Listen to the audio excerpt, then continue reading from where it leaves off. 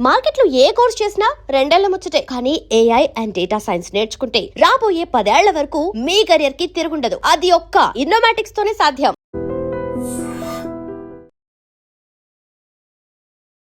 నమస్తే, నేను Kavitha. Welcome to I dream news and నిజాలు. ప్రపంచానికి ఒక గుడ్ న్యూస్ రాబోతోంది. ప్రపంచవ్యాప్తంగా ఉన్నటువంటి షిప్స్ ఏవైతే హర్మూజ్ జలసంధి దగ్గర ఆగిపోయి ఉన్నాయో వాటన్నిటి ఇంజన్లని స్టార్ట్ చేసేయండి అని డొనాల్డ్ ట్రంప్ అనౌన్స్మెంట్ చేశారు. అందులో కూడా అగ్రిమెంట్ ఫైనల్ అయిపోయింది, ఒక అనౌన్స్మెంటే మిగిలింది అనేటువంటి మాట. ట్రేడ్ డీల్స్ అనేవి అన్నీ కూడా అసైన్ చేయబోతున్నాము, వాటి మీద సిగ్నేచర్స్ అవబోతున్నాయి అని చెప్పినప్పటికి కూడా అది ఇంకా స్టాండ్ స్టిల్ సిచ్యువేషనే ఉంది. తన బర్త్డే రోజు ప్రపంచానికి ఒక గిఫ్ట్ లాగా అందివ్వాలి అనుకున్నటువంటి డొనాల్డ్ ట్రంప్కి ఎందుకు మళ్ళీ నిరాశ ఎదురైంది? మనతో పాటుగా ఉన్నారు సీనియర్ జర్నలిస్ట్ సురేష్ కొచ్చతిల్ గారు. సార్ నమస్తే. సో డొనాల్డ్ ట్రంప్ బర్త్డేకి ఒక ప్రపంచానికి ఒక గిఫ్ట్ అని అనుకున్నారు. హర్మూజ్ జలసంధి ఓపెన్ చేస్తున్నారు. వరల్డ్ వైడ్గా ఎక్కడైతే ఉన్నాయో షిప్స్ వాటన్నిటిని ఇంజన్స్ ఆన్ చేయండి, లెట్స్ ద ఆయిల్ ఫ్లో అనేటువంటి మాట ఎక్కడ మళ్ళీ బ్రేక్ పడింది? హార్మూజ్ ఓపెన్ చేయడం అనేది ప్రెసిడెంట్ ట్రంప్కి ఏం క్రెడిట్ లేదు. ముందు ఓపెనే ఉండే. దీనికన్నా ముందు కూడా మనం డిస్కస్ చేసాం. ఫిబ్రవరి 27 తారీఖు straight of Hormuz is open. కాకపోతే ఒక 3 నెలల నుంచి క్లోజ్ ఉంది కాబట్టి మళ్ళీ మనకు ఒక రిలీఫ్, అమ్మయ్య ఓపెన్ అయింది అనేది. మీరు చేసిన తప్పుని మీరే కరెక్ట్ చేశారు, అంతే, ఇంకేం లేదు. రెండవది, ఇప్పుడు ఈ సోకాల్డ్స్ అగ్రిమెంట్ ఎంఓయు ఫ్రైడే రోజు సంతకం పెడతా అంటున్నారు. దానికి ఒక క్లారిటీ లేదు. 14 పాయింట్లు ఉన్నాయి, కానీ దాంట్లో చూస్తే ఆల్మోస్ట్ 11 పాయింట్లు ఎక్కడ అగ్రిమెంట్కి రాదు, ఫైనల్ పొజిషన్కి రాదు. వీళ్ళు ఏం చేస్తారంటే ఇంగ్లీష్లో అంటారు, they kick the can down the road అంటారు. అంటే తర్వాత చూసుకుందామని చెప్పేసి తోసిపెట్టేసి మెయిన్గా ప్రెసిడెంట్ ట్రంప్కి హార్మూజ్ ఓపెన్ చేయండి, అంతే, ఇంకేం లేదు, మిగతా అంతా తర్వాత చూసుకుందామని చెప్పేసి. అంటే ఈ జేసీపీ అగ్రిమెంట్ మనం దేనికన్నా ముందు కూడా మాట్లాడాం. నెగోషియేట్ చేసిన వాళ్ళు అన్నారు ఫర్ 2 years, 2 సంవత్సరాలు దాని టెక్నికల్ పాయింట్స్ నెగోషియేట్ చేశారు. Not political points, technical points. Uranium ఎక్కడి నుంచి ఎక్కడ తీసుకొస్తారు, దాని ప్యూరిటీ ఎవరు చెక్ చేస్తారు, దాని సెంట్రిఫ్యూజ్ ఎవరు చెక్ చేస్తారు, దాన్ని డైల్యూట్ ఎవరు చేస్తారు, ఇదన్నీ కంప్లీట్గా టెక్నికల్గా మాట్లాడుకున్నారు. 2 సంవత్సరాలు పట్టింది వాళ్ళకి, యుఎస్ టీమ్స్కి, ఇరాన్కి. అప్పుడు దాని తర్వాత ఇరాన్ అగ్రీ చేశారు. కానీ ప్రెసిడెంట్ ట్రంప్కి ఒబామా సైన్ చేసిన జేసీపీ నచ్చలేదు. కానీ ఇప్పుడు ఆయన చేయబోయే ఒప్పందం దానికన్నా ఇట్స్ గోట్ బి హారబుల్. దానికో ఆయన పోస్ట్పోన్ చేస్తున్నాడు. యురేనియం గురించి మాట్లాడలేదు. ఇప్పుడేమంటున్నారు, కొత్త నిన్న చేసిన ఒక స్టేట్మెంట్లో తర్వాత చూసుకుందాం యురేనియంని. ఆయన మొన్న దాకా అన్నారు మేము వెళ్ళి తీసుకుంటాం, యురేనియం డస్ట్ ఇస్ దేర్ అన్నారు. ఇప్పుడు ఆయనకు ఒకటే ప్రాబ్లం అంటే వెపన్స్ గురించి. ఇరాన్ వెపన్స్ తెచ్చుకోకూడదు, ఎవరి దగ్గర నుంచి కొనుక్కోకూడదు, are develop on its own, ఇది కండిషన్ పెట్టారు. కానీ ప్రెసిడెంట్ ట్రంప్కి ప్రాబ్లం ఎక్కడ వస్తుందంటే ఇది ఇంప్లిమెంట్ చేయడంలో ఉంటుంది. Devil is in the details అంటారు ఇంగ్లీష్లో. మీరు ఏ అగ్రిమెంట్స్ మీరు మాట్లాడినా కానీ, సంతకం పెట్టినా కానీ దాంట్లో ఫైన్ ప్రింట్లో ఉంటుంది లాంగ్వేజ్ అంతా. స్టేట్ ఆఫ్ హార్మూజే తీసుకుందాం మనం. స్టేట్ ఆఫ్ హార్మూజ్ ఓపెన్ చేస్తా అంటే ఇరాన్ ఇప్పుడు కూడా అంటున్నారు under hour supervision in consultation with Oman. ఇది ఫైన్ ప్రింట్ అన్నమాట. యుఎస్ దాంట్లో మాట్లాడలేదు. Strait of Hormuz will open immediately. Iran అంటారు కరెక్ట్, ఓపెన్ ఇమ్మీడియట్లీ. అటువైపు మీరు నేవల్ బ్లాకేట్ తీసేసేయండి. ఇరాన్కి వాళ్ళ ఆయిల్ స్టార్ట్ చేస్తారు మూమెంట్, ఇరాన్కి రెవెన్యూ వస్తుంది. ఇప్పుడు ఇరాన్ అడుగుతున్న ఒక్కొక్క పాయింట్ మీద మనం చూస్తే చాలా మటుకు అది అమెరికాకు నష్టం జరిగింది యుద్ధంలో, అండ్ ఇరాన్కి ఒక బెనిఫిట్ వచ్చింది. ఫస్ట్ బెనిఫిట్ అంటే ఇరాన్కి ఆ ఏరియాలో గల్ఫ్లో ఉన్న మొత్తం కంట్రీస్లో, మిడిల్ ఈస్ట్లో కంట్రీస్లో Iran has now become a leader. వాళ్ళు చూపించారు మేము అమెరికాని అడ్డుకున్నాం, మీరెవరు. ఇరాన్కి మంచి సంబంధం ఉన్న 2 దేశాలు, ఒకటి Qatar and one is Oman.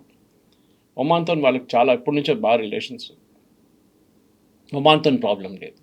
దానికోసం ఒమాన్ మీద బాంబింగ్ కూడా ఎక్కువ చేయలేదు.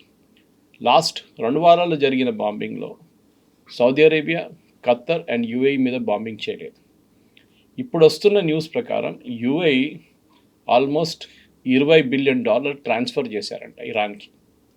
అది ఎట్లా ట్రాన్స్ఫర్ చేసా తెలియట్లేదు, because Iran is not in the international Swift system. అది క్యాష్గా పంపించారా లేకుంటే ఇంకేదైనా కరెన్సీ మోడ్లో పంపించారా తెలియదు. దానికోసం ఇరాన్ మీద దాడి చేయట్లేదు, ఇరాన్ యుఏఈ మీద దాడి చేయట్లేదు. దాంట్లో హాఫ్ ద అమౌంట్ ఇరాన్ దగ్గర నుంచి అక్కడ యుఏఈ బ్యాంక్స్లో అమెరికా ఫ్రీజ్ చేసిన అకౌంట్ అది. అమెరికా అనుమతి లేకుండా ఈ డబ్బులు వాళ్ళు పంపించలేరు. ఇదంతా హ్యాండ్ డీలింగ్ నడుస్తుంది. అమెరికా ఒప్పందంతోనే ఇది చేశారనమాట. సో ఆ ఒప్పందంలో $10 బిలియన్ వాళ్ళు ఆ పాత అకౌంట్ నుంచి తీసిచ్చారు. $16 బిలియన్ సాఫ్ట్ లోన్గా ఇచ్చారు. మీరు ఎప్పుడైనా కట్టండి తర్వాత చూద్దామని చెప్పి. ఎందుకంటే యుఏ ఇస్ డెస్పరేట్ వాళ్ళ బిజినెస్ రీస్టార్ట్ చేయడానికి. ఒకవైపు టూరిజం, ఇంకోవైపు ఆయిల్. దుబాయ్ దగ్గర ఆయిల్ లేదు, యుఏఈ దగ్గర ఆయిల్ ఉంది. సో అక్కడ నుంచి ఆయిల్ పంపిస్తారు, ఇక్కడ టూరిజం స్టార్ట్ అవుతుంది, ఫ్లైట్ స్టార్ట్ అవుతుంది. సౌదీ అరేబియాకి ఇంకా దానికన్నా పెద్ద ప్రాబ్లం. సౌదీ అరేబియాకి ఇరాన్కి అస్సలు పడదు, ఇప్పుడు కాదు ఎప్పటి నుంచో. సో సౌదీ అరేబియా ఏం చేస్తున్నారంటే వాళ్ళ వైపు నుంచి యుఎస్ నుంచి ప్రెషర్ పెడుతున్నారు, యుఎస్ వైపు నుంచి, that you finish this deal once for all. ఏమైనా నష్టాలు ఉంటే మేము దాన్ని we will bankroll it. అక్కడే ఇప్పుడు కొత్త దాని ప్రకారం మనకు తెలియదు, ఫైన్ ప్రింట్ వస్తేనే తెలుస్తుంది. ఈ ఎంటైర్ బాంబింగ్ జరిగింది ఇరాన్ మీద వాళ్ళకి జరిగిన నష్టాలు $300 బిలియన్ అంటున్నారు. $300 బిలియన్. అంటే అమెరికా కొట్టిన బ్రిడ్జ్లు, అమెరికా ధ్వంసం చేసిన బేస్లు, అమెరికా ధ్వంసం చేసిన పవర్ ప్లాంట్, అమెరికా ధ్వంసం చేసిన ఆయిల్ ఫీల్డ్స్, ఇదంతా ఇప్పుడు అమెరికా రిపేర్ చేస్తారంట. ఆలోచించండి. దాని డబ్బులు ఎవరు ఇస్తారు? Gulf countries. కడతారు ఎవరు? అమెరికా. అమెరికాకి బిజినెస్ అయిపోయింది. అంటే యుద్ధం జరిగింది, అమెరికా దాన్ని బాంబ్ వేశారు, అమెరికా దాన్ని మళ్ళీ రీకన్స్ట్రక్ట్ చేస్తారు. ఎనివే అమెరికాని లోపల రానియరు ఇరాన్ లోపల. కానీ యుద్ధం ఎందుకు మొదలైంది మనం అందరికీ తెలుసు. ఒకటి, regime change was the main thing. President Trump famous statement, help is on the way అని చెప్పారు. ఇరానియన్ ప్రజలు రోడ్డు మీదకి వచ్చారు, 40,000 మందిని చంపేశారు వాళ్ళు. బసీజ్ కానీ ఇరానియన్ రెవల్యూషనరీ గార్డ్స్. వాళ్ళ సంగతి ఏంటి ఇప్పుడు? ఇరానియన్ ప్రజలు ఇప్పుడు అడుగుతుంది అది. ఇరానియన్ బయట ఉన్న, అంటే ఇరాన్లో బయట ఉన్న, యూఎస్లోనే, యూరోప్లోనే ఇరానియన్స్ అడుగుతున్నారు. ప్రెసిడెంట్ ట్రంప్ దగ్గర మీరు ఒక హామీ ఇచ్చారు ఇరానియన్ ప్రజలకి, దట్ రెజీమ్ చేంజ్ జరుగుతుంది, మీరు రోడ్డు మీదకి రండి, మీరు పోరాటం చేయండి అని చెప్పేసి. ద సేమ్ టైం కర్డ్స్ని యూజ్ చేసి ఇరానియన్ రెజీమ్ని కొట్టేద్దాం అనుకున్నప్పుడు టర్కీ ఆపారు అది. ఎందుకంటే టర్కీకి కూడా కర్డ్స్ ఒక పెద్ద థ్రెట్. ఇజ్రాయెల్ ఆయుధాలు ఇచ్చేశారు కర్డ్స్కి, కానీ ఆయుధాలు వాడలేకపోయారు వాళ్ళు, బికాస్ యూఎస్ మీద ప్రెషర్ పెడితే యూఎస్ ఆపేశారు. సో ఇరానియన్ రెజీమ్ ఇప్పుడు చాలా స్ట్రాంగ్ అయిపోయింది.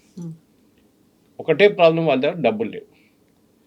రెండో ప్రాబ్లం, వాళ్ళ దగ్గర నీళ్ళు తక్కువ, డ్రింకింగ్ వాటర్, డీసాలినేషన్ ప్లాంట్స్ కరెక్ట్గా పనిచేయట్లేదు. ఈ 2 కారణాలు. మూడోది ఆఫ్ కోర్స్ వాళ్ళ ఇన్ఫ్లేషన్ చాలా ఎక్కువ, డబ్బులు లేవు వాళ్ళ దగ్గర. మనం ముందు కూడా మాట్లాడాం దీని గురించి. దాంతో కలిసి ఇరాన్ ఆయిల్ కూడా మూవ్ కావట్లేదు. Okay, $140 billion why can earn per day అంటున్నారు వాళ్ళు, చూద్దాం. కానీ ఇప్పుడు జరిగిన దాంట్లో I think it's a win for Iran. America ఏం సాధించాలనుకున్నారు, ఈవెన్ ఇజ్రాయెల్ కూడా ఏం సాధించలేకపోయారు యుద్ధంలో. నష్టాలే జరిగింది వాళ్ళకి. అమెరికా ఎట్లా దీని నుంచి బయటికి పడాలి. ప్రెసిడెంట్ ట్రంప్ ఒకటే ఉండే, ఆయన అనౌన్స్మెంట్ నిన్న ఎందుకు చేశారంటే, ఆయిల్ మార్కెట్స్ ఇవాళ పొద్దున ఓపెన్ అవుతుంది. ఇవాళ పొద్దున ఓపెన్గానే 4% పడిపోయింది, 86 దాకా వచ్చింది ఇప్పుడు పర్ బ్యారెల్. కానీ పాత సిస్టమ్ అంటే this 86 is almost I think March first వీక్లో ఉన్న రేట్. ఇంకా కొంచెం తగ్గితే 80 దాకా వస్తే మనం we will go back to February and January రేట్స్కి వెళ్ళిపోతాం. ఇది మన లాంటి దేశానికి చాలా పెద్ద ఒక అడ్వాంటేజ్. కానీ దీంట్లో ప్రాబ్లం ఎక్కడ వస్తుందంటే, మనకి దీంట్లో పాకిస్తాన్ ఇన్వాల్వ్మెంట్ ఉంది.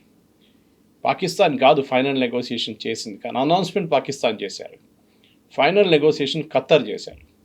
ఖత్తర్ వైపు నుంచి ఆల్మోస్ట్ $26 బిలియన్ వాళ్ళ బ్యాంక్లో ఉంది, అక్కడ ఖత్తర్ బ్యాంక్స్లో ఉంది, ఇరానియన్ డబ్బులు, అది ఫ్రీజ్ చేసిన డబ్బులు. ఖత్తర్ అది రిలీజ్ చేస్తారని చెప్పారంట. అగైన్ క్వశ్చన్ ఇస్, ప్రెసిడెంట్ ట్రంప్కి తెలుసో తెలియదో, తెలియకుండా చేయలేరు వాళ్ళు. సో డెఫినెట్గా అక్కడ కూడా అమెరికన్ హ్యాండ్ ఉంది దీంట్లో. చాలా మటుకు ప్రెసిడెంట్ ట్రంప్ డెస్పరేట్గా, ఇన్ఫ్యాక్ట్ మీకు గుర్తుంటుంది, నిన్న రాత్రి అగ్రిమెంట్ సైన్ చేయడానికి వెళ్తున్నామని చెప్పి మొన్న రాత్రి చెప్పంగానే ఇజ్రాయెల్ బేరూట్ మీద బాంబింగ్ చేశారు. నిన్న హెవీ బాంబింగ్ ఉండేది. ప్రెసిడెంట్ ట్రంప్కి లిటరలీ పిచ్చి పట్టేసింది. I believe called up Netanyahu and started shouting at him. ఆయన మీద ఏం చేస్తున్నారు మీరు, నేను డీల్ సైన్ చేయబోతున్నాను, మీరు మళ్ళీ బాంబింగ్ చేస్తున్నారని. మా మీద బాంబింగ్ చేశారు హెజ్బుల్లా, అవి బాంబ్డ్ ఇన్ రిటర్న్, సింపుల్. ఇమ్మీడియట్గా ఇరాన్ ఏమన్నారంటే నిన్న సాయంత్రం, దట్ మేము ఇజ్రాయెల్ మీద దాడి చేయబోతున్నాం అన్నారు. దెన్ ఈ అగ్రిమెంట్ కాదు ఇంకే రాకపోతుండే బయటికి. దాన్ని ఆపెట్టారు ఇప్పుడు. ఏది, యుఎస్ మాట్లాడి ఖత్తర్తో మాట్లాడిపించి ఈ బాంబింగ్ ఆపారు వాళ్ళు. సో కవిత గారు కాంప్లికేషన్స్ చూడండి దీంట్లో. ఇది ఈ so called deal, so called MOU, memorandum of misunderstanding అయిపోతుంది అనుకుంటాను, అండర్స్టాండింగ్ కాదు. ఎందుకంటే ఒక్కొక్క పాయింట్ దీంట్లో డిస్ప్యూటెడ్ పాయింట్స్. ఇరాన్ ఎప్పుడు అంగీకరించరు. అన్నిటికంటే పెద్ద ప్రాబ్లం అంటే రెండు countries, US and Iran and even Israel, వాళ్ళ సిటిజన్స్కి, వాళ్ళ దేశంలోని వాళ్ళ సిటిజన్స్కి ఈ డీల్ ఏంటని అమ్మాలి వాళ్ళు తీసుకెళ్ళి. చూడండి, మనం గెలిచాము అని చెప్పి ప్రెసిడెంట్ ట్రంప్ చెప్తారు అమెరికన్ సిటిజన్స్కి. ఇరానియన్ లీడర్షిప్ వెళ్ళి అంటారు, చూడండి మేము US లాంటి దేశాన్ని అడ్డుకున్నాం, మనకి డబ్బులు వస్తున్నాయి, మన డబ్బులు ఇన్ని సంవత్సరాలు చాగిపోయి ఉండే అదంతా మనకి రిటర్న్ వస్తుంది. ఇజ్రాయెల్ ఏమంటారంటే, ఈ నెటన్యాహు, చూడండి మేము హెజ్బుల్లాని ఆపేసాం, హెజ్బుల్లా మన మీద దాడి చేయరు, ఇప్పటి నుంచి ఎవరు దాడి చేయరు మన మీద, అదొక అగ్రిమెంట్ ఉంది, ఇదని అమ్ముతారు. కానీ దీంట్లో అన్నింటికంటే వీక్ పొజిషన్ ఇప్పుడు నెటన్యాహుది ఉంటుంది. యుద్ధం మొదలు చేసిన నెటన్యాహు అండ్ ఇజ్రాయెల్, వాళ్ళకి ఒక సింగులర్ ఏముండే, ఇరాన్లో ఉన్న రెజీమ్ని మార్చాలి. వీళ్ళని మార్చకపోతే హెజ్బుల్లా కానీ, హూతీలు కానీ అండ్ హమాస్ వీళ్ళు ఉంటారు, వీళ్ళకి ఇంకా డబ్బులు వస్తాయి, వాళ్ళు ఇంకా ఆయుధాలు కొనుక్కుంటారు, మళ్ళీ ఇజ్రాయెల్ మీద ఏదో ఒక రోజు దాడి చేస్తారు. ఇది 100%. ట్రంప్ ఇవాళ ఉంటారు, ఇంకా 2 సంవత్సరాల తర్వాత ఆయన వెళ్ళిపోతారు. దాని తర్వాత ఏం జరుగుతుంది? ఇప్పుడు ఫ్రైడే రోజు పాకిస్తాన్ అనౌన్స్ చేశారు, అక్కడ అగ్రిమెంట్ సైన్ చేయబోతున్నారు, మోస్ట్ ప్రాబ్లీ ఆన్లైన్ మోడ్లో, ఎందుకంటే వీళ్ళిద్దరు కలవరు ఎప్పుడు. అది ఒక మెమరాండమ్ ఆఫ్ అండర్స్టాండింగ్. దాంట్లో 60 రోజులు సీజ్ ఫైర్ ఎక్స్టెండ్ చేస్తారు. ఈ 60 రోజుల్లో నెగోషియేషన్స్ మొదలవుతుంది. అది 14 పాయింట్లు ఉన్నాయి, ఆ పాయింట్ల మీదే నెగోషియేషన్ నడుస్తుంది అన్నమాట. తో పాయింట్లు ఏంటని మనం చూడాలి ఒకటి తర్వాత ఒకటి. Immediate and permanent cease fire across all fronts. Okay, అంటే US ఇరాన్, ఇజ్రాయెల్ ఇరాన్, అంటే ఇరాన్లో జరిగే బాంబింగ్స్, హూతీల మీద ఏమైనా ఉంటే అది ఎక్కువ లేదు, కానీ main problem is Hezbollah and Iran. హెజ్బుల్లాని సపోర్ట్ చేస్తారు ఇరాన్, అది హెజ్బుల్లా ఇజ్రాయెల్ మీద దాడి చేస్తారు, ఇజ్రాయెల్ హెజ్బుల్లా మీద దాడి చేస్తారు. ఇరాన్ని ఇప్పుడు US ఒక లైసెన్స్ ఇచ్చేశారు, మీ టెరిటరీ ఇరాన్ ఒకటే కాదు, మీరు హెజ్బుల్లా కూడా, లెబనాన్ కూడా మీదే అని చెప్పి ఒక ఓపెన్ లైసెన్స్ ఇచ్చేశారు. దీన్ని ఇజ్రాయెల్ వ్యతిరేకిస్తారు, that they will not agree to a cease fire with Hezbollah. Okay, లెబనాన్తో సీజ్ ఫైర్ చేసుకుంటాం, కానీ హెజ్బుల్లాతో సీజ్ ఫైర్ చేసుకోం మేము. చాలా డిఫరెన్స్ ఉంది రెండింటికి. హెజ్బుల్లా వచ్చి కూర్చుంది లెబనాన్లో, లెబనాన్ ఏమో మేము రెడీ ఉన్నామని చెప్పి దీనికన్నా ముందు కూడా సీజ్ ఫైర్ వాళ్ళు ప్రఖ్యాపించి వాళ్ళు వాషింగ్టన్లో మాట్లాడారు, ఇజ్రాయెల్ అండ్ లెబనాన్. కానీ ఇప్పుడు ఇజ్రాయెల్ అంగీకరించి, ఇజ్రాయెల్లో నవంబర్లో ఎలక్షన్స్ వస్తుంది, full fledged elections, president Trump లాగా మిడ్ టర్మ్ కాదు. ఈ ఎలక్షన్లో నెటన్యాహుని పెద్ద ఛాలెంజ్. ఇప్పుడు అక్కడున్న ప్రజలు ఏమంటున్నారంటే, మీరు మమ్మల్ని మోసం చేశారు, మధ్యలో వదిలేయకండి. ఎగ్జాక్ట్లీ, మీరు don't have the guts to fight the Lebanese, అంటే ఎస్పెషలీ హెజ్బుల్లా, ఎందుకంటే US మిమ్మల్ని ఆపుతున్నారు. సో ప్రెసిడెంట్ ట్రంప్ మీద అక్కడ చాలా కోపం ఉంది ఇజ్రాయెల్లో. అండ్ డెఫినెట్గా ఈ అగ్రిమెంట్ సైన్ చేయంగానే ఫ్రైడే రోజు మళ్ళీ యుద్ధం మొదలవుతుంది, దాంట్లో డౌట్ లేదు. ఎందుకంటే ఇజ్రాయెల్లో ఉన్న ఆపోజిషన్ పార్టీస్ కానీ, ఇజ్రాయెల్లో ఉన్న ప్రజలు అందరూ ఇదే అంటున్నారు. అండ్ US ఉన్న కాంగ్రెస్మెన్ అండ్ సెనేటర్స్ చాలామంది ఇజ్రాయెల్ డబ్బులతో బతుకుతారు, వాళ్ళు ఇజ్రాయెల్ లాబింగ్తో డబ్బులు వస్తుంది వాళ్ళకి. అండ్ చాలామంది జూయిష్ కమ్యూనిటీ ఉన్నారు. వీళ్ళందరూ ప్రెసిడెంట్ ట్రంప్ ఇప్పుడు ఈ హవాలో ఒక వారం పాటు నడిపించుకుంటాడు, కానీ దాని తర్వాత ప్రెషర్ పెడతారు, నో డీల్ విత్ ఇరాన్, మళ్ళీ you go back to square one. So ఇదంతా నేను ఇంకొక యుద్ధం ఆపానని చూపించడానికి ఆయన చేసిన, ఆయన మొదలుపెట్టింది యుద్ధమే, ఆయనే ఆపారని చెప్పి క్రెడిట్ తీసుకుంటున్నారు అన్నమాట. రెండవది, US pledges non interference in Iranians internal affairs. అంటే ఇరాన్లో రెజీమ్ చేంజ్ కానివ్వండి, మిగతా ఏదైనా ప్రో డెమోక్రసీ మూమెంట్స్ మేము సంబంధం ఉండదు ఇంకా, అంటే చేయకూడదని ఇరాన్ చెప్తున్నారు. US అంగీకరిస్తారో లేదో మనకు తెలియదు. ఓకే, ఇప్పటికైతే US ఏం చేయరు, అక్కడ ఏం చేయలేరు కూడా వాళ్ళు. మూడవది, naval blockade be lifted within 30 days. ఈ 60 రోజులు సీజ్ ఫైర్ ఇప్పుడు ఎక్స్టెండ్ చేస్తున్నారు, పొడిగిస్తున్నారు. దాంట్లో 30వ రోజులో నేవల్ బ్లాకేట్ తీసేయాలి. ప్రెసిడెంట్ ట్రంప్ ఏమో ఇక్కడ నుంచి ఇమ్మీడియట్ సంతకం పెట్టంగానే strait of Hormuz will be open అంటారు, కానీ 30 days తర్వాతనే నేవల్ బ్లాకేట్ లిఫ్ట్ చేస్తాడు. ఇది కూడా మనం చూడాల్సి వస్తుంది, ఇది ఇరాన్ అగ్రీ చేస్తారో లేదో అనేది.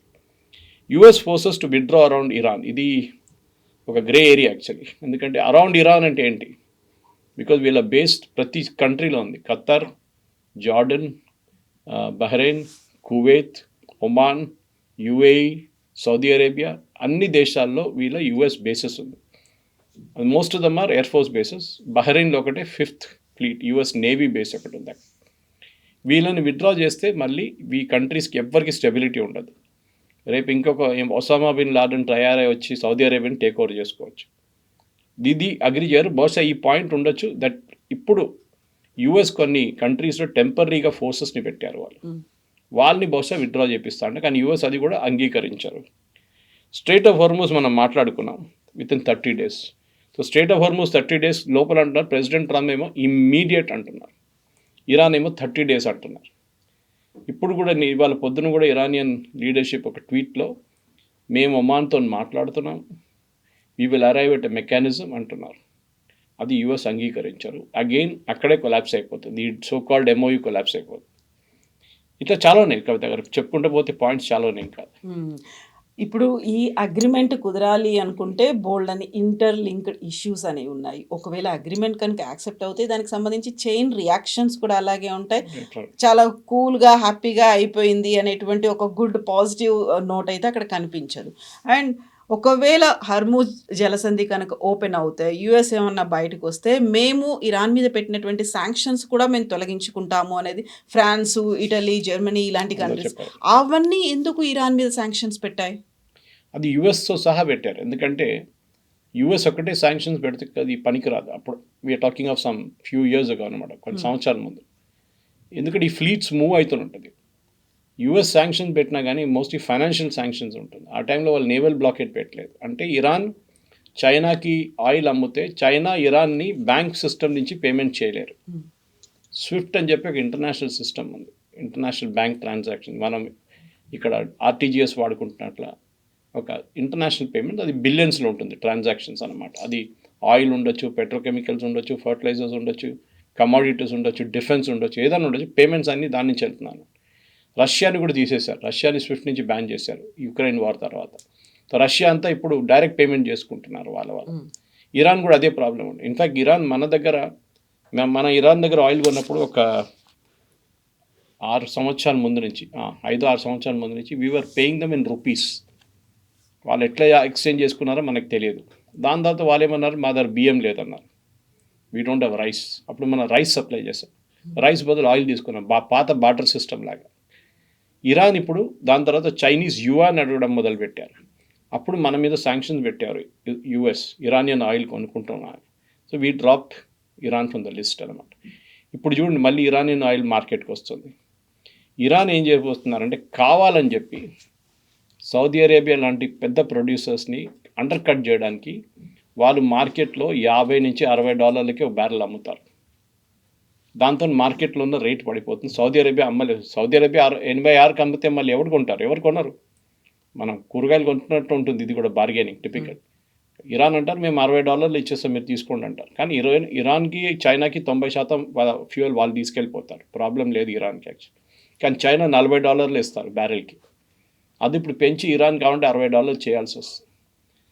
మనకి ఇచ్చిన చాబార్ ఫోర్ట్కి ఒక పెద్ద అడ్వాంటేజ్ ఉంటుంది. దాంట్లో కూడా బ్యాన్ పెట్టారు యూఎస్ రీసెంట్లీ, దాని బ్యాన్ ఎక్స్టెండ్ చేశారు. బహుశా ఈ అగ్రిమెంట్లో ఆ బ్యాన్ వెళ్ళిపోతుంది. So all sanctions will be lifted అన్నమాట. సో ఈ యూరోపియన్ కంట్రీస్ కూడా దీనికే శాంక్షన్స్ పెట్టారు. ఎందుకంటే వాళ్ళ వైపు తీసుకొచ్చి అమ్ముతున్నారు ఆయిల్. చైనీస్ గోస్ట్ షిప్స్ అంటారు దీన్ని. దాని ఫ్లాగ్స్ ఉండవు, ఏముండవు, రాత్రికి రాత్రి ఫ్లాగ్ మార్చేస్తారు. లైబీరియన్ ఫ్లాగ్ ఎక్కిచ్చేసి యూరోప్ వైపు వెళ్ళిపోతుంది, అక్కడ వెళ్ళి ఆయిల్ అమ్ముకుంటారు. హై సీస్లో ఉంటుంది ఈ షిప్స్ అని. అండ్ పలావు అనేటువంటి ఒక కంట్రీ ఇక్కడ కనిపిస్తుంది ఫ్లాగ్ అనేది. ఇన్ఫ్యాక్ట్ నిన్న 5 రష్యన్ షిప్స్ని పట్టుకున్నారు యూరోప్. శాంక్షన్స్ ఉందని చెప్పి అరెస్ట్ చేశారు. కానీ వాళ్ళకి ఇరాన్ మీద చేయబెట్టడానికి దమ్ లేదు యూరోప్కి. పెద్ద పెద్ద మాటలు అంటారు కానీ they have no guts to touch Iran. So ఇదొకటి. ఇంకోటి ఈ $300 బిలియన్ రీకన్స్ట్రక్షన్ ప్లాన్, ఇది నాకు డౌట్ ఉంది. ఎందుకంటే యుఎస్ అయితే అంగీకరించారు. బహుశా ఇరాన్ చుట్టుపక్కల ఉన్న నేబర్స్ నేను చెప్పాను చూడండి, వీళ్ళు సౌదీ అరేబియా కానీ, యూఏఈ కానీ, Bahrain, Kuwait, Qatar and Oman, వీళ్ళందరూ కలిసి డబ్బులు పెట్టి రీకన్స్ట్రక్షన్ చేసి ఇస్తారు ఇరాన్కి. దీని తర్వాత అన్నిటికంటే ఇంపార్టెంట్, మనం యుఎస్కి అన్నిటికంటే పెద్ద ప్రాబ్లం ఉండే యురేనియం. ఇప్పుడు ప్రెసిడెంట్ ట్రంప్ ఒక స్టేట్మెంట్ ఇచ్చారు నిన్న, విచ్ ఇస్ వెరీ సర్ప్రైజింగ్. తర్వాత చూసుకుందాం యురేనియం. అదేంటండి, మీరు దానికోసమే ఫస్ట్ వెళ్ళారు కదా, we want that nuclear dust, 400 కిలోలు యురేనియం ఉంది, హైలీ ఎన్రిచ్డ్ యురేనియం, అది మనం తీసుకెళ్ళిపోతాం అది ఇదన్నా. కానీ ఇప్పుడు ఆయన అంటున్నారు అదంతా తర్వాత చూసుకుందాం. ముందు స్టేట్ ఆఫ్ హార్మోస్ ఓపెన్ చేద్దాం. ముందు 60-day సీజ్ ఫైర్ ఎంఓయూలో సైన్ చేసేద్దాం. దాంట్లో ఈ న్యూక్లియర్ ఇష్యూస్ డిస్కస్ చేయబోతాం అండ్ శాంక్షన్ రిలీఫ్ ఈ 60 రోజులు డిస్కస్ చేస్తూ అంటాం. ఇది 60 రోజులకు కాదు కవిత గారు, ఇది ఇంకా పొడిగిస్తారు, ఇంకో 60, మళ్ళీ దాని తర్వాత ఇంకొక 60, దాని తర్వాత ఇంకొక 60, బహుశా ఈ end of 2026 end or 2027 March దాకా ఇది నడుస్తూనే ఉంటుంది. ఒక ఎండ్ ఉండదు దీనికి. బహుశా ప్రెసిడెంట్ ట్రంప్ ఫస్ట్ టర్మ్, ఆయన సెకండ్ టర్మ్ ఇప్పుడు ఆయన ఫినిష్ అయ్యేదాకా నడుస్తూనే ఉంటుంది. ప్రెసిడెంట్ ఒబామా సైన్ చేసిన JCPOA agreement is better than this. JCPOA at least ఇరాన్ని ఆపి పెట్టారు 3 సంవత్సరాలకి, వాళ్ళు జరగలేదు. IAEA acknowledged it, International Atomic Energy Agency అన్నారు ఎస్, ఇరాన్ ఏం చెప్పారో వాళ్ళు పాటించారు ఆ టైంలో బిట్వీన్ 2015 and 2018. కానీ 2018లో ప్రెసిడెంట్ ట్రంప్ వచ్చి ఆ అగ్రిమెంట్ని స్క్రాప్ చేసిన తర్వాత ఇరాన్ మళ్ళీ పాత సిస్టమ్కి వెళ్ళిపోయారు. ఐఏఏ ఇన్స్పెక్టర్ తీసి బయటపడేశారు, కెమెరాలు స్విచ్ ఆఫ్ చేసేసారు. ఇప్పుడు ఈ ఇంప్లిమెంట్ చేయబోయే పద్ధతిలో ఎవరు చూస్తారు? సో దానికి వీళ్ళు ఏమంటున్నారు, ఒక యునైటెడ్ నేషన్స్ రెజల్యూషన్ కావాలని. ఇది ముందే చేయాలి యాక్చువల్లీ.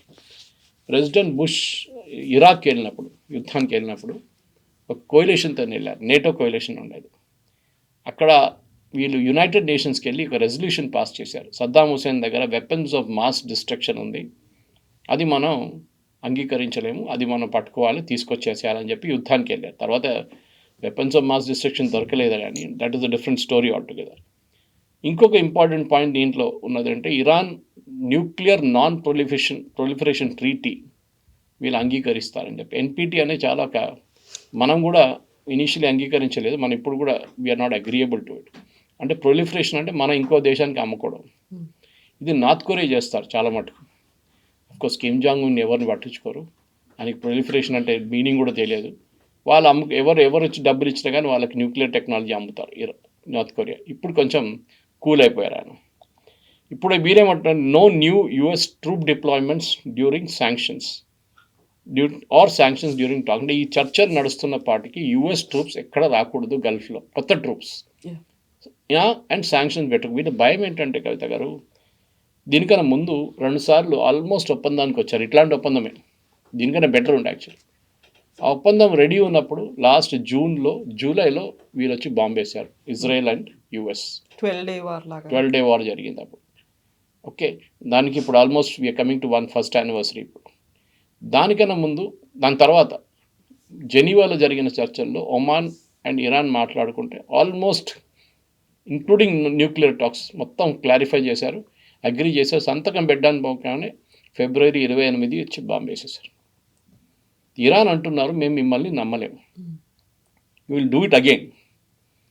మీరు చేయకపోతే ఇజ్రాయెల్ చేస్తారు 100%. ఇజ్రాయెల్కి ఈ అగ్రిమెంట్ అస్సలు పని, they will not agree to it. దీన్ని ఎట్లయినా ఆపుతారు వాళ్ళు. ఓకే, కావాలంటే హిజ్బుల్లాతో 2 బాంబులు వేపిస్తారు ఇజ్రాయెల్ మీద, మళ్ళీ యుద్ధం మొదలవుతుంది అక్కడ. వీళ్ళేమంటున్నారు, ఆల్ ఫ్రంట్స్లో సీజ్ ఫైర్ ఉండాలంటున్నారు. ఇప్పుడు గాజాలో ఎక్కువ గొడవ లేదు, కానీ ప్రాబ్లం ఉన్నది లెబనాన్లో అండ్ ఎస్పెషల్లీ సౌత్ లెబనాన్లో అండ్ బేరూట్. ఇప్పుడు ఇజ్రాయెల్ ఏమంటారంటే మేము we will not agree to this cease fire అంటారు. అప్పుడు ఏం జరుగుతుంది? దట్ ఇస్ బిగ్ క్వశ్చన్ అన్నమాట. ఇంకోటి ఇరాన్ అంటున్నారు, మా దగ్గర ఇంకో కొన్ని కంట్రీస్లో $24 billion అసెట్స్ మాది పడి ఉన్నాయి. అసెట్స్, క్యాష్ ఒకటే కాదు, దాంట్లో మన దగ్గర కూడా ఉంది కొంచెం డబ్బులు, ఇండియన్ బ్యాంక్స్లో కూడా ఉంది. యూఎస్ ఫ్రీజ్ చేశారు.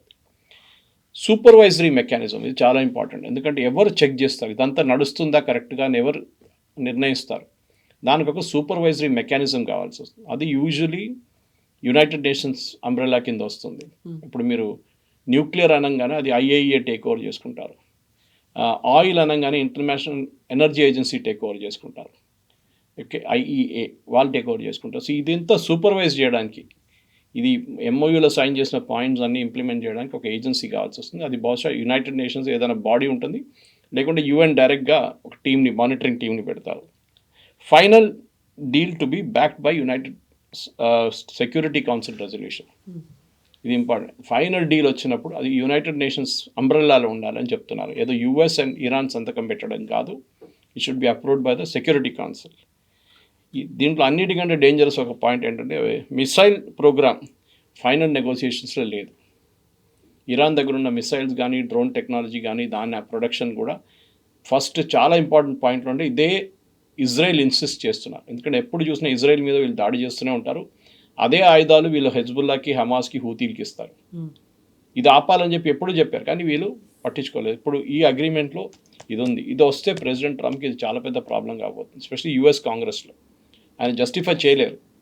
రేపు ఈ మిసైల్స్ ఎవరి మీదనే వాడుకోవచ్చు. అఫ్కోర్స్ ప్రైమర్లీ ఇజ్రాయెల్ మీద టార్గెట్ చేస్తారు అది. కానీ ఇప్పుడున్న గల్ఫ్ కంట్రీస్ కూడా భయం అయిపోయింది. ఇరాన్ అంటే ఎప్పుడు కొడతారో మమ్మల్ని తెలియదండి, ఆ పరిస్థితికి వచ్చేసారనమాట.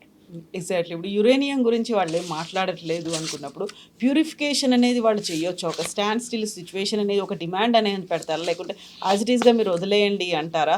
మొత్తం యురేనియం గురించి మాట్లాడకుండా, మిసైల్స్ గురించి మాట్లాడకుండా, ఒరిజినల్ థ్రెట్ యాజ్ ఇట్ ఈస్గా అలాగే ఉంది కాబట్టి ఇజ్రాయెల్ మాట్లాడేది ఈ రెండింటి గురించి మాట్లాడుతుంది. ఆబ్వియస్గా దీనికోసమే పోరాడుతుంది. ఇప్పటిదాకా స్ట్రగుల్ ఫర్ ఎగ్జిస్టెన్స్ అనేది ఉండదు. ఇప్పుడు సర్వైవల్ ఆఫ్ ది ఫిట్టెస్ట్ అనేది ఇంటర్నల్గా కూడా పార్టీలు అనేవి ఉంటాయి. నవంబర్లో ఎలక్షన్స్ ఉన్నాయి కాబట్టి ఎవరికి బలంగా ఉంటారో వాళ్ళే గెలుస్తారో అనుకున్నప్పుడు మళ్ళీ నెతన్యాహు మళ్ళీ తానే రావాలి అంటే అక్కడ ఆయన చాలా పవర్ఫుల్గా ఉన్నాను, లేకుంటే నేనేం కావాలనుకున్నానో అదే జరిగింది అనేది చూపించుకోవాలి. ఇప్పుడు ఈ రెండు అగ్రిమెంట్స్ కోసం అమెరికా అండ్ ఇరాన్ మధ్య కాదు, ఇజ్రాయెల్ని కూడా ఒప్పించి తీసుకురావాలి. అలా ఒప్పించే బాధ్యత ఎవరు తీసుకుంటారు?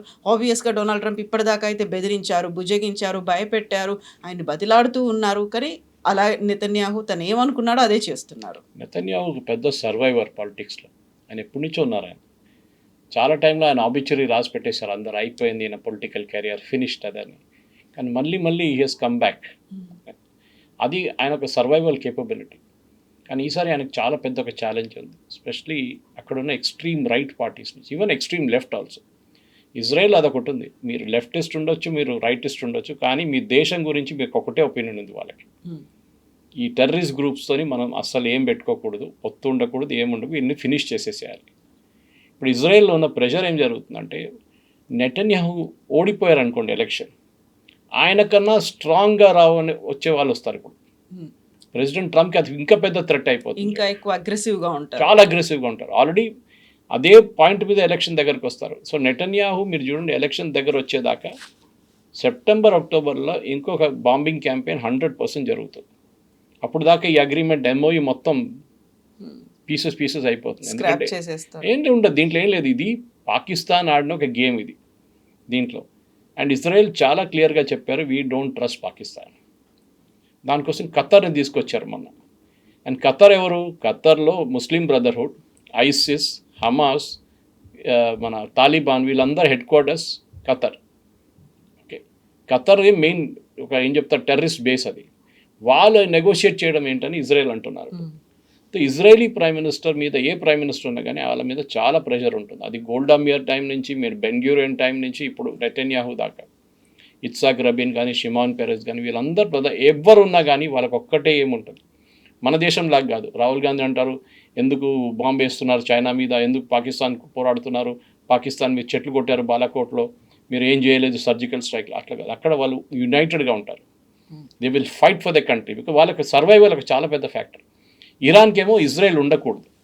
ప్రెసిడెంట్ ట్రంప్ ఏమంటున్నాడు, మేము యాక్చువల్లీ హెల్ప్ చేస్తున్నాం నెతన్యాహుని, నేను లేకుంటే నెతన్యాహు మీద ఇరాన్ న్యూక్లియర్ బాంబ్ ఫినిష్ చేస్తారు, 2 అవర్స్లో ఇజ్రాయెల్ విల్ బికమ్ హిస్టరీ అన్నారు. అది ఎప్పుడు జరగదు. President Netanyahu prime minister Netanyahu ఉన్నప్పుడు కూడా దానికన్నా ముందున్న ప్రధానమంత్రి ఎవరైనా కానివ్వండి, యుఎస్ సహాయం లేకుండా వాళ్ళు ఏం చేయలేరు, కరెక్ట్ అది.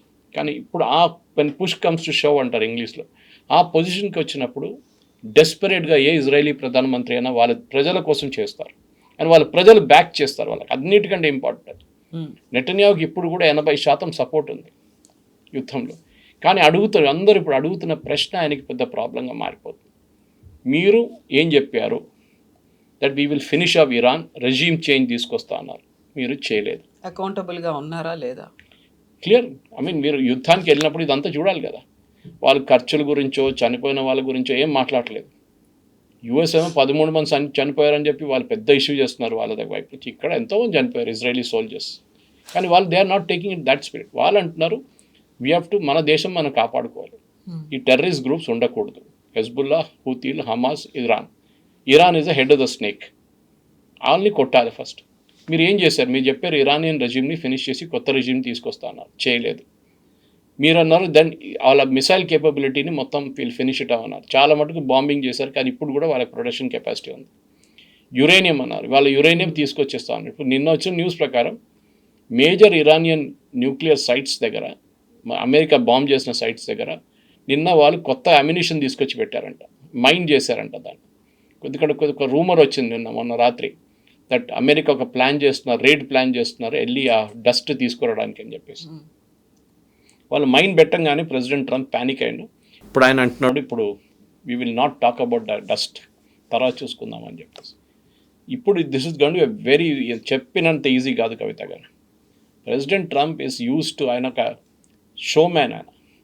ఆయనకు పెద్ద పెద్ద అనౌన్స్మెంట్ చేయడం చాలా ఇష్టం. అది కూడా ఆయన బర్త్డే రోజు నేనే సంతకం పెడతాను. పాపం జేడీ వ్యాన్సల్ అక్కడ కూర్చున్నాడు ఆయన. ఈయనేమో G7కి వెళ్తున్నారు. ఈయన అనుకున్నారు G7కి వెళ్తున్నాడు, నేను పెద్ద లీడర్ అయిపోతాను, నేనే యుద్ధం ఆపాను చూడండి. అది కూడా ఇప్పుడు చెప్తారు అక్కడ కూడా వెళ్ళి. కానీ ఫైనల్ ప్రింట్ ఇరాన్ సంతకం పెట్టిన తర్వాత కూడా, దీనికన్నా ముందు కూడా ఇరాన్ చాలా సంతకాలు పెట్టారు. They never agree to it. వాళ్ళు ఎప్పుడు పాటించలేదు, దాన్ని వైలేట్ చేశారు. ఎందుకంటే ఇరాన్ లోపల 5-6 మేజర్ గ్రూప్స్ ఉన్నాయి. ఒకటి పొలిటికల్ ఫేస్, అరాచీ అని వీళ్ళందరూ ఉన్నారు. సెకండ్ ఇస్ IRGC, మూడోది బసీజ్, నాలుగోది అక్కడ ఉన్న ఆర్మీ, ఇరానియన్ ఆర్మీ, ఐదోది ఇరానియన్ ప్రజలు. వీళ్ళ నడిమిట్లోనే పవర్ డివైడ్ అయింది. ఇప్పుడు వీళ్ళందరూ అంగీకరిస్తున్నారు. And then of course you have the Mustafa Khamenei. ఇప్పుడు ఆయన అంగీకరించారంటున్నారు. ఎవరు చూశారు, ఎవరు అడిగారు, ఎవరు చెప్పారు, ఎవరికి తెలియదు. Somebody is giving instructions. ఇప్పుడు కూడా IRGC is against the agreement. వాళ్ళు అంటున్నారు మేము అంగీకరించాము ఈ అగ్రిమెంట్. ఇరాన్ లోపలే ఒక పెద్ద ఘర్షణ నడుస్తుంది. అండ్ బహుశా దాంట్లో కూడా ఈ అగ్రిమెంట్ రేపు ల్యాప్స్ కావడానికి కూడా అది కూడా జరగవచ్చు. This will become a memorandum of understanding కాదు. సో వీటన్నిటితోడు ఎవరు దాన్ని స్టిక్ అయి ఉంటారు. ఒకవేళ అగ్రిమెంట్ మీద సంతకం చేసినా కానీ డొనాల్డ్ ట్రంప్ కానీ అమెరికా కానీ అటాక్ చేయకుండా ఎంత కాలం ఉంటుంది, ఆ కండిషన్ కూడా ఏమైనా పెట్టుకుంటారా అనేది మళ్ళీ. ఇది అమెరికాకి దీనికన్నా ముందు కూడా జరిగింది చాలాసార్లు. They are burn their hands. Libya కానీ, ఇరాక్ కానీ, సిరియా చూడండి, అన్ని దేశాలతో ఇట్లానే వీళ్ళు ఇండైరెక్ట్గా ఒప్పందాలు చేశారు. అక్కన్నీ బ్యాక్ఫైర్ అయ్యాయి. Even Iraq for that matter. Saddam Hussein ఒక టైంలో ఫేవరెట్ ఉండే US. మళ్ళీ ఏమైన తర్వాత వీళ్ళది ఎవరిని వీళ్ళు, బికాజ్ ఈ రెజ్యూమ్స్ అట్లా ఉన్నారన్నమాట. వీళ్ళందరూ ఒక 1 పర్సన్ మీద డిపెండెంట్ ఉన్న ఆర్గనైజేషన్. ఆ సద్దాం హుసేన్ కానీ, ముమ్మర్ గద్దాఫీ కానీ, అక్కడ బషీర్ అల్ అసాద్ కానీ, ఇక్కడ ఇరాన్లో ముస్తఫా ఖమేనీ. వీళ్ళని కన్విన్స్ చేయాలంటే వీళ్ళ లీడర్షిప్ కాదు, వీళ్ళ చుట్టుపక్కల నుండి చాలామంది ఉంటారు, వాళ్ళని కూడా కన్విన్స్ చేయాల్సి వస్తుంది. ప్రెసిడెంట్ ట్రంప్ లిటరలీ ఇప్పుడు అమెరికాలో ఏమంటున్నారు అంటే he has surrendered to Iran అంటున్నారు. ఇరాన్ వాళ్ళు ఏమంటున్నారు వీ హ్యావ్ సరెండర్డ్, మా రెజ్యూమ్ ఏమో సరెండర్ చేశారు US కంటే. 2 చోట్ల నెగటివిటీ ఉంది ఇప్పుడు.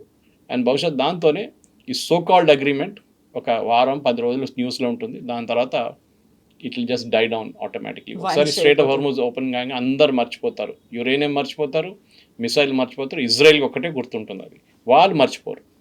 Thank you so much. Thank you very much. Thank you.